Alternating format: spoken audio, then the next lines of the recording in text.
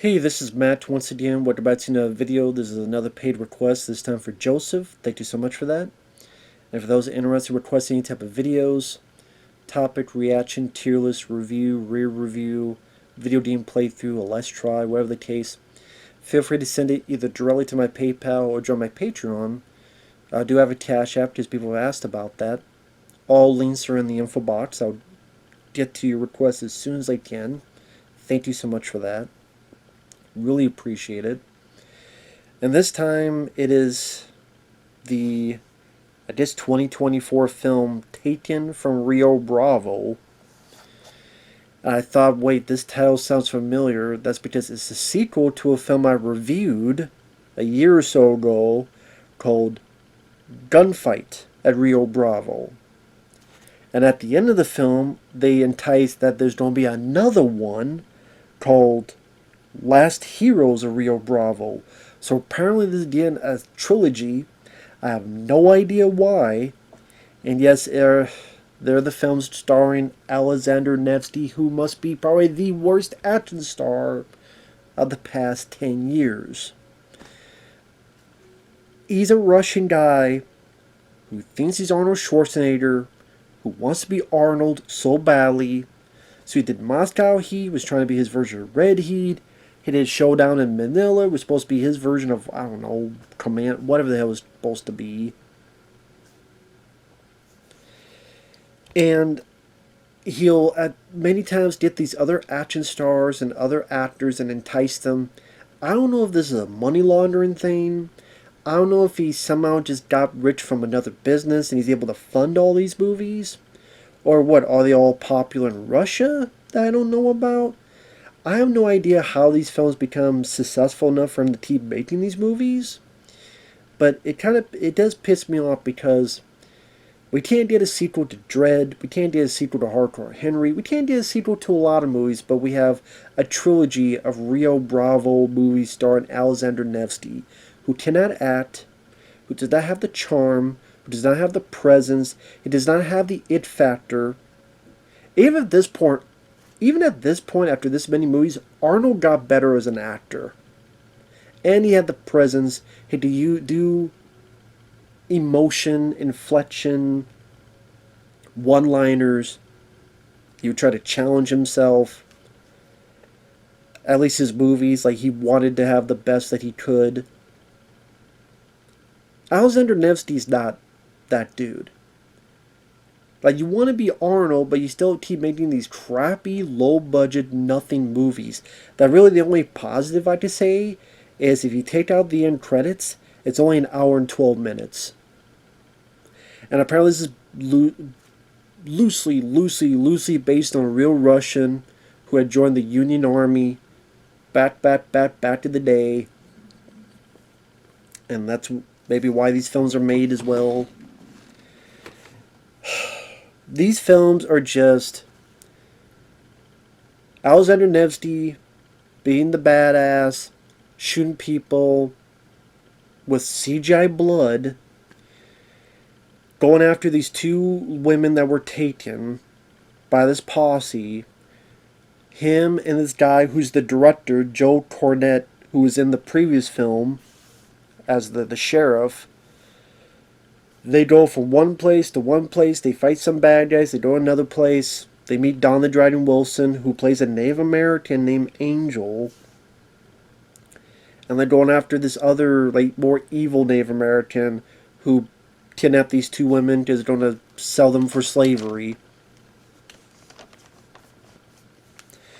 Matthias Hughes pops back up in the third act, like, out of the blue.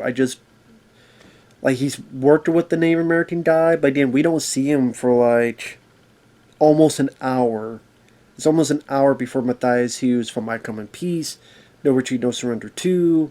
He was in the previous one of this trilogy. He pops back in. We didn't kill him in the last one, so we'll kill him in this one. Other recognizable people, Cynthia Rothrock is in this film. Because she visits the two ladies because it's her two cousins. She gets into a nothing fight that you can't see what's going on because the camera's bobbing and it's shot not wide but more up close. And she's in like a skirt, whatever you want to call it, a dress, I should say. And she does like a tit. I think she does her scorpion tit, but it's shot in such a crappy way I could barely tell, and it's edited a bit quicker, and again the camera's bobbing. Maybe it's to hide that these people are a lot older, so they can't move as quick and fast as they could. If they can, then the director did complete disservice in showing that. But I think, hey, the people get older.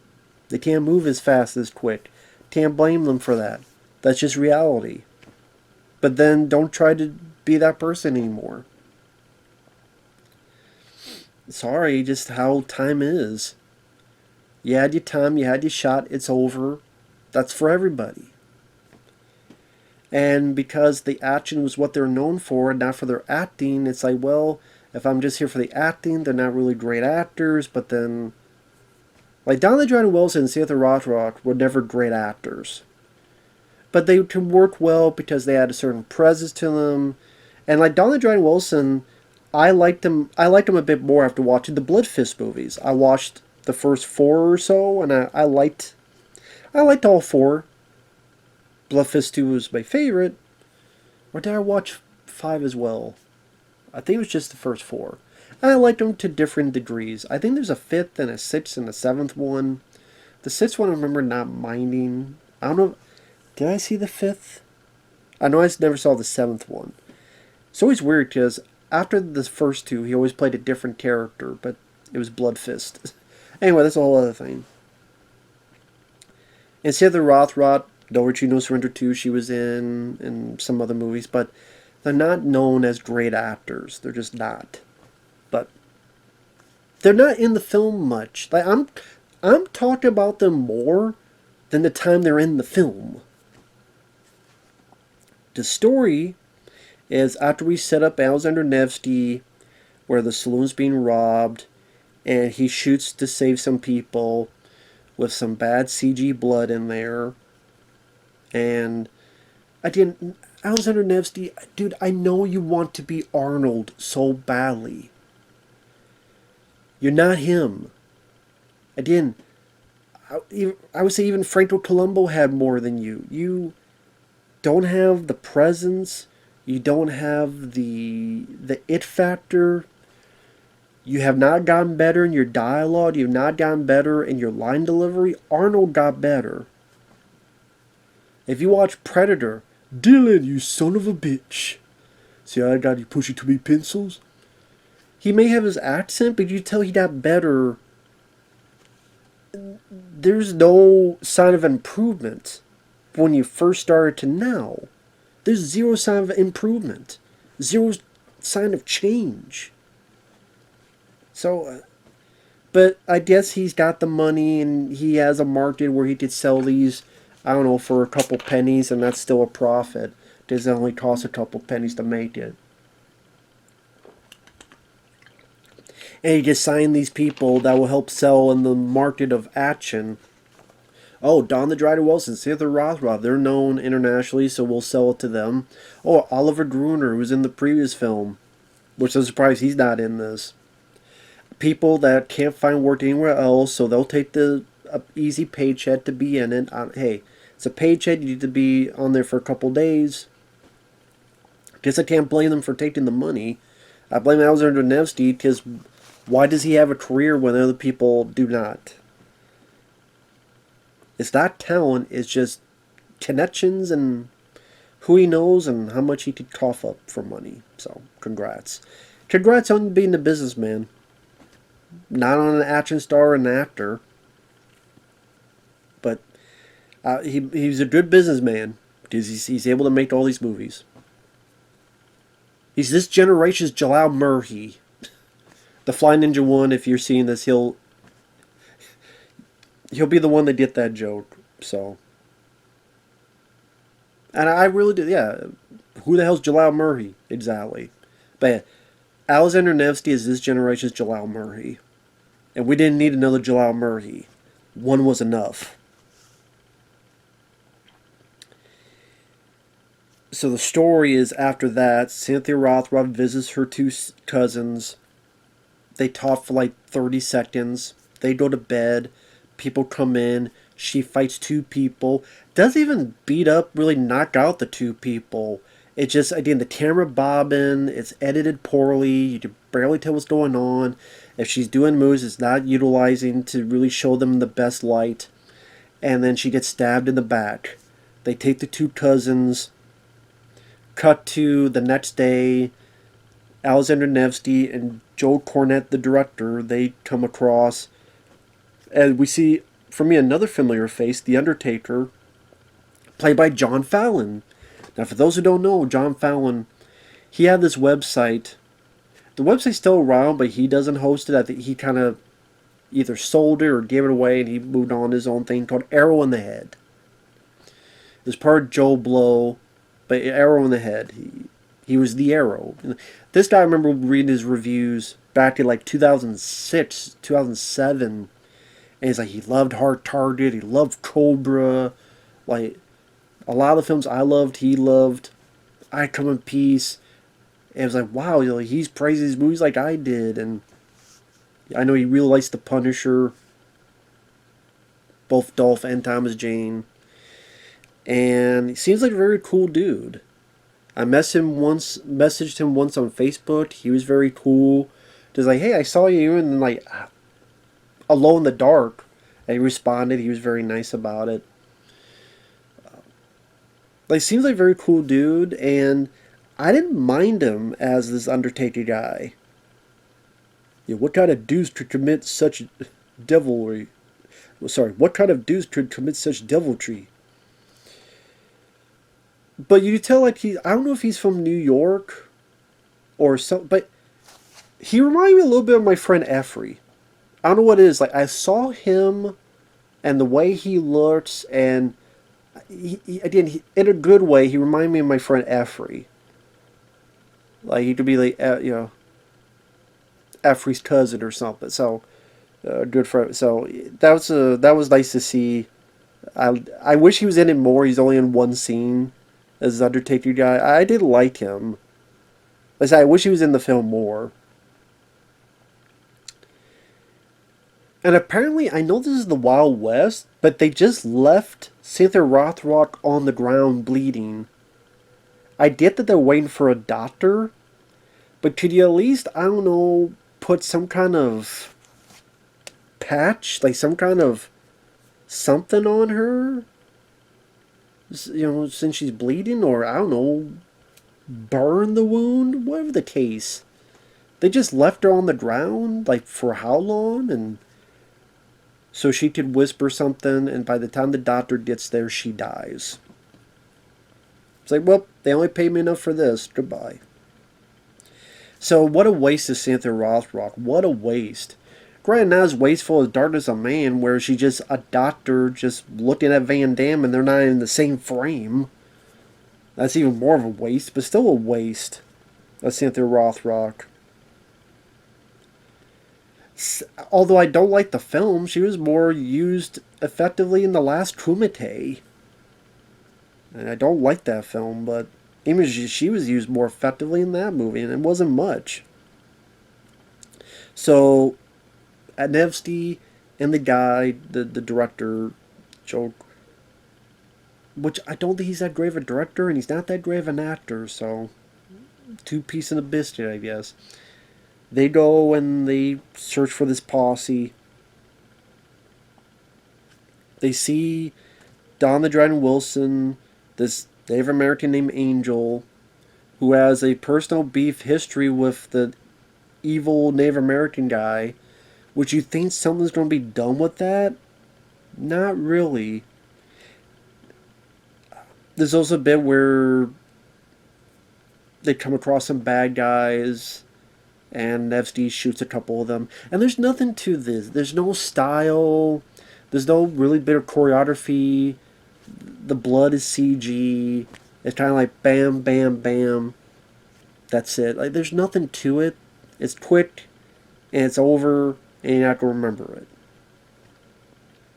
They also meet up with this black-hearted bounty hunter lady, which I don't know if they set her up because she'll be in the third film, but she kind of pops in and says, yeah, that guy's pretty bad, and then she leaves. So I was like, what was the point of this character being in it? Unless that's someone that's going to be in the third one. This has to be a trilogy.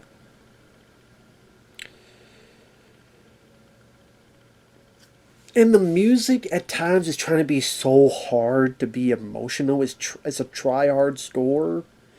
Like there's a bit where the bad guys are looking at the two cousins and one empties the canteen. And the violin's like, he's emptied the canteen. Da, da, da, da, da. Oh shit, there's gonna be nothing left. Da, da, da, da, da, da, da, da, da. Canteen, no more water, bitches. It's like, calm down. Is this him emptying canteen? It's not him stooping his dick in a wad of poontang pie. Calm down, man.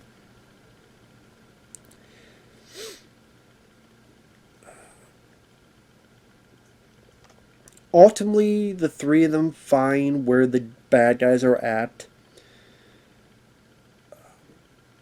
Alexander Nevsky shoots one through a telescope, shoots three or so more.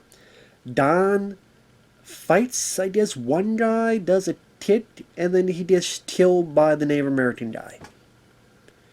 So Don didn't really get to fight much. He fought like one guy, I guess, beat up the one guy, maybe two, and then he gets killed. And so his whole revenge, his whole backstory, he didn't even need to be in the film. Like, he's there for marketing. He doesn't really have anything that's... He's trying to talk, like, just slow. I guess that's, hey, you talking Native American? You being Native American? Just talk slow. I guess that was his only direction. Hello there. I will help you find this man. Like, that's it. That was the only direction he had. And then again, there's nothing else to his character. He has a little backstory, but then nothing's done with that. He just dies. He never fights the guy. You think it'd be like, okay, Matthias Hughes would be the bad guy. He's the head honcho. And then he'll fight Alexander Nevsky. But Don, he's going to fight this guy to do revenge for his family. No. You would think that's what it would be in terms of a story, to be more satisfying for the viewer. But no. Don, you're here to sell the movie and put your name on it, but you don't fight one guy. I don't want you to outshine me, so you're dead, because I'm going to take care of these people. So Don dies after fighting, like, I think it was just one guy, and time goes by. It's about an hour in. Matthias Hughes comes in.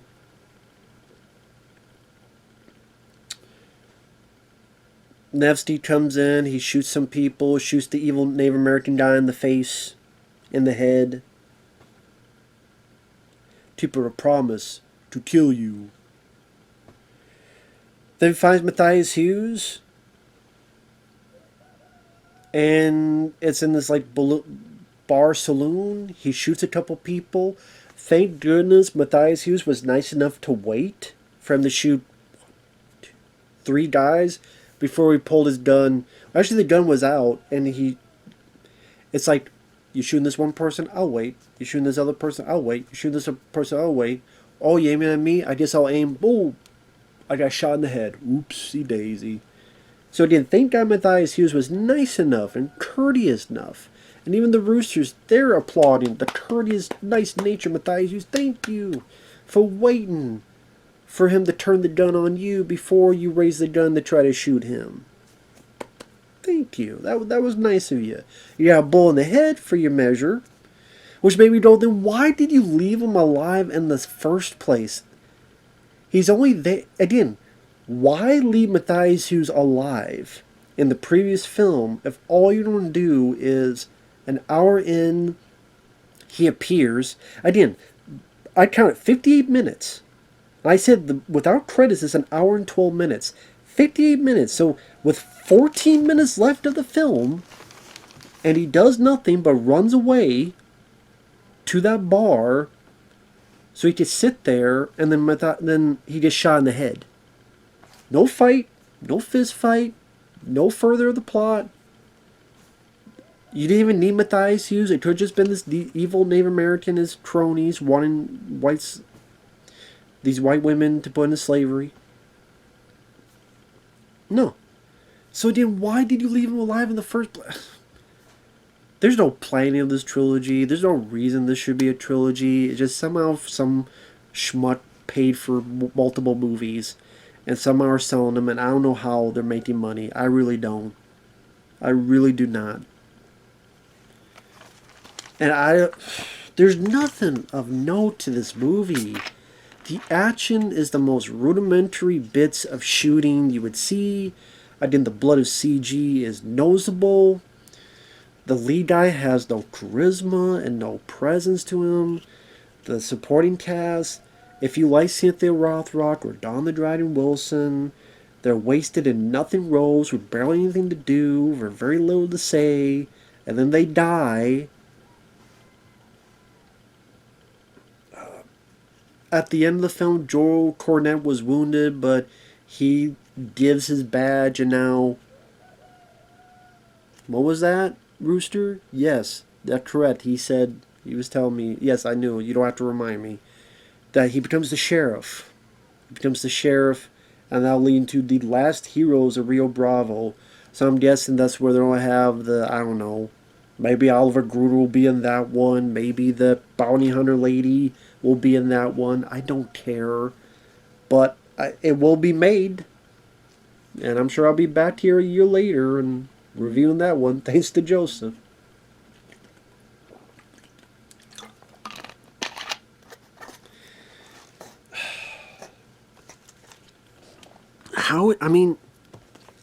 I guess maybe Nevsky saw that Steven Seagal retired, so he's like, I gotta take the mantle for crappy direct-to-video action films. That's why I don't like Darkness of Man with Van Damme, but I was a bit more lenient on that because of films like this. I know I have not seen this film yet, but Darkness of Man has its issues. It does. That's why I didn't like it. But I didn't hate it. There's stuff I don't mind about it because I'd rather watch that than stuff like this. Like, this is complete useless trash. Well, you're being too mean. No, I'm not. Because in this era where you have so many movies that you did your hands on, there's so many movies, older movies you probably haven't seen, of Jeff Wincott, Last Man Standing, and Mission of Justice, and Gary Daniels, Riot, Rage, Recoil, Cold Harvest, PM Entertainment films like Robert Patron, Zero Tolerance, Deadly Outbreak with Jeff Speakman, that film from I forgot what company that was. It's never been on the DVD officially. There's just so many action films that you could seek out and find. Unless you're just dying to see an action film in 2024, then go watch The Beekeeper. Hell, go watch Deadpool Wolverine. Go watch... I don't like Darkness of Man. Even that was better than this.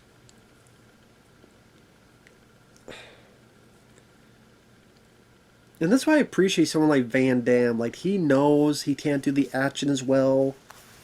Yes, I am tired of his sad, But I see, like, he's trying for a little bit more than others. It just makes me more sad because he pits, I think, some lousy strips or directors to do that with.